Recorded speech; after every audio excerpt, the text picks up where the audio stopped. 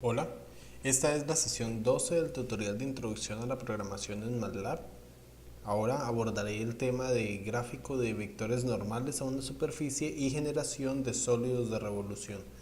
Este tutorial, como los anteriores, está también dedicado a la niña Coyor.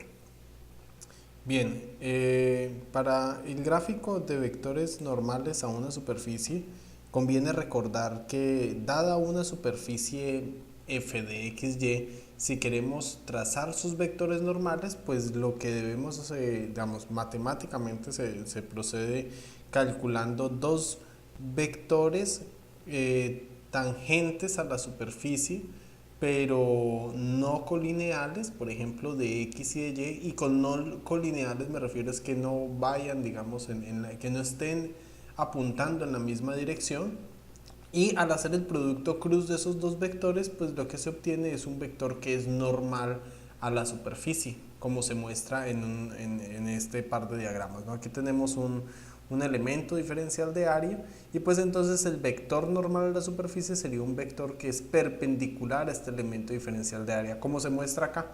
Este es el ejemplo de gráfica pues que pienso mostrar a continuación de cómo generar. Entonces el MATLAB viene con una herramienta muy interesante para hacer estos gráficos de forma automática, sin necesidad de meterse en el formalismo de las matemáticas para hacer todo este cálculo, que bueno, no está de más hacerlo, pues es bien interesante. Pero en el MATLAB, pues simplemente corriendo un comando que se llama surfnorm, que es muy similar a hacer un gráfico tipo surf, como habíamos visto en los tutoriales anteriores, pues se generan este tipo de figuras, ¿no? Y es lo que voy a mostrar a continuación. Entonces vámonos al MATLAB, y en el MATLAB voy a crear como antes una una grilla XY. Vamos a crear una superficie, ¿no? Muy, bueno, algo similar a como la que estaba mostrando en la diapositiva. Para eso creemos entonces una grilla, o sea, un mesh grid que vaya, por ejemplo, desde -3 a intervalos. Puede ser una grilla gruesa para poder obtener el efecto más interesante. Entonces, a intervalos de, por ejemplo, 0.3 hasta 3. Este sería el dominio de nuestro problema. Y definamos la función, digamos, la superficie dada por una función polinómica de la siguiente forma. Podemos decir que z es simplemente igual, por ejemplo, a, podría ser x al cuadrado menos 2y más 1.5 x por y.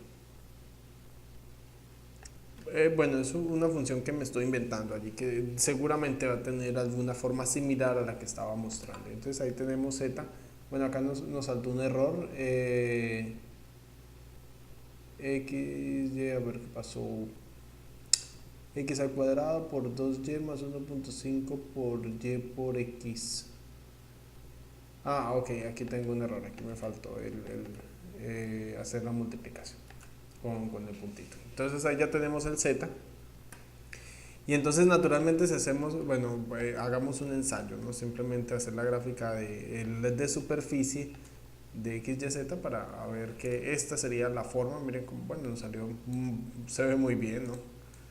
Y entonces a esta gráfica se le quiere calcular, se le quiere poner vectores normales en cada uno de estos elementos de área que están señalados por cuadritos. Entonces, como bien indicaba, pues solo basta con correr un comando, el comando que se llama surf norm, y entonces si hacemos exactamente lo mismo nos debe salir la misma gráfica, pero con los vectores normales antes mencionados. Y pues ahí está, y esto es lo, digamos, lo que tenemos, y es la parte interesante. Entonces esto es, pues a mí se me hace curioso, digamos, interesante, y bueno, en particular en óptica resulta muy interesante porque estos vectores, por ejemplo, si esta superficie fuera un frente de onda, por así decirlo, entonces estos vectores podrían estar indicando, por ejemplo, la dirección en la que se propaga la onda. digamos que serían el equivalente al modelo de rayos, ¿no? Bueno, esa es una cosa que quería mostrar por allí. Entonces, generar vectores normales a una superficie con el comando surfNorm.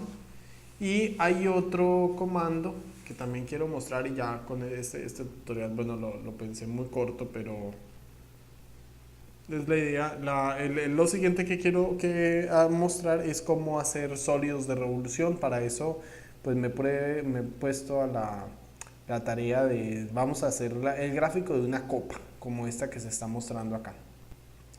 Y entonces en el cálculo de revoluciones, hacer la gráfica tridimensional de una copa es relativamente fácil si uno sabe cuál es la función que envuelve a la copa, es decir, si hacemos un corte transversal de la copa y sabemos, y si sabemos de cuál es la forma analítica de esta función, pues que digamos sería esta que se está mostrando acá, y si esta función se hace girar, por ejemplo, en torno al eje Y, pues entonces la figura que dibuja este contorno, pues entonces va a ser lo de la copa o la función que nosotros tengamos allí, ¿no?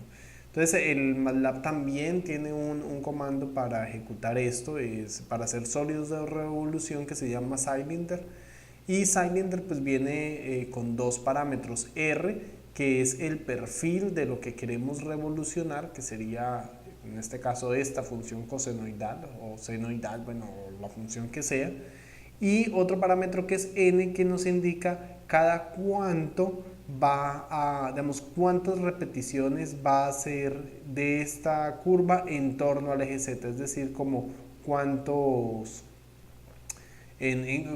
de estas secciones transversales va a tener, y entonces va a dibujar. Naturalmente, en la medida que n tienda a ser muy grande, pues cada seccioncita va a estar más junta, el cálculo probablemente se va a tardar más. Esto es relativamente rápido, pero digamos, va a ser más trabajo, ¿no? Al final las matrices van a salir más grandes. Entonces el n habla es básicamente de cuál es esta distancia, ¿no? Entre, por ejemplo, este segmento y este segmento. Estaría hablando, digamos, de la distribución angular del sólido de revolución. Entonces hagamos ese gráfico en MATLAB. Voy a borrarme todo lo que tengo acá, borremos todo completamente y usemos el Cylinder. Entonces para eso voy a hacer una función sencilla, una función cosenoidal con un factor de fase para generar la copa. Entonces digamos que el X va a ir, por ejemplo, desde 0 hasta, hagamos a intervalos de 2pi dividido entre 50,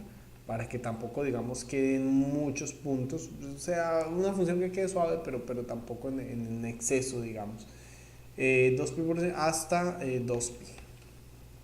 Este va a ser el dominio de nuestro problema. El y lo vamos a dibujar como una función coseno de x más un factor de fase. Vamos a vamos a desfasar pi tercios. El efecto del pi tercios, recuerden que una función coseno pues arranca con el máximo en 0. Al desplazarlo pi tercios, la función se desplaza hacia la izquierda. Entonces el mínimo, el punto máximo inicial ya no va a estar en 0, sino que va a estar en el valor de menos pi tercios. Entonces eso nos va a generar, digamos, como el efecto de la base de la copa. Bueno, es una cosa ahí que se me ocurrió, pero no es difícil, digamos, de imaginar, y es en última lo que quiero ilustrar. Entonces tenemos la función y listo. Entonces si hacemos ahora, corremos el comando Cylinder de la función y, pues entonces nos debe generar la copa. Aquí corrámoslo solamente por ahora con un parámetro, a ver cómo resulta el gráfico. Entonces, bueno, acá no nos salió como queríamos, pero bueno, lo estoy haciendo a propósito. No sale como debe ser. Esta es la función coseno, pero fíjense que como el coseno varía entre -1 y 1, entonces al hacer la revolución de esto, pues entonces no queda como nosotros buscamos. Sin embargo, si la función coseno, acá la podemos ver, por ejemplo, esta es nuestra función coseno, este borde que está acá y termina en este punto. De hecho es interesante porque queda hasta con un agujero. Pero entonces, para evitar eso, la idea es más bien desplazar la función, digamos, sumarle un offset, un valor constante, de forma tal de que genere un cuerpo para la copa que queremos dibujar. Lo que quiero llegar es que como la función varía entre -1 y 1, si le sumamos un valor constante de, por ejemplo, 1.2 o 1.5, pues entonces la función nunca va a alcanzar el 0, sino que va a quedar desplazadita y entonces ahí nos va a generar la forma de la copa. Entonces hagamos eso, digamos, creemos un nuevo y como 1.3 más la función que ya teníamos, digamos, es la misma función pero con un desplazado, un valor constante, y volvemos a correr el Silender y ahí tenemos pues la idea de la copa, ¿no? Que era lo que quería mostrar.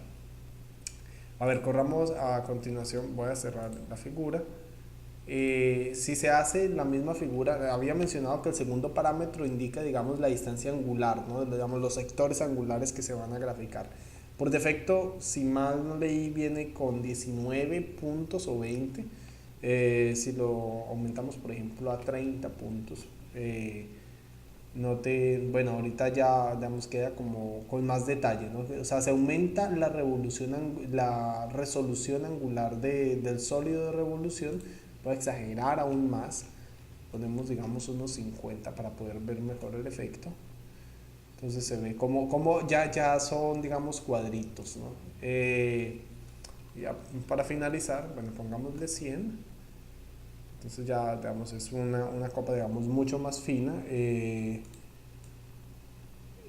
bueno, y pues el propósito de esto era pues mostrar que eso funciona, ¿no?